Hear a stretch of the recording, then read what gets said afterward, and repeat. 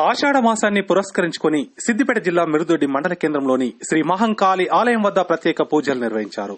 మున్నూరు కాపు సంఘం ఆధ్వర్యంలో మహిళలు బోనాల ఊరేగింపు నిర్వహించడంతో ఆధ్యాత్మిక శోభ సంతరించుకుంది.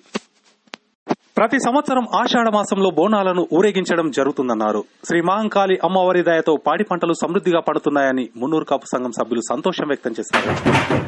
బోనాల ఊరేగింపులో శివసత్తుల బోనాలు, బైండ్లవారి నృత్యాలు అందరినీ ఆకట్టుకున్నాయి. అనంతరం ఆలయ ప్రాంగణం వద్ద భక్తులకు తీర్థప్రసాద వితరణ చేశారు.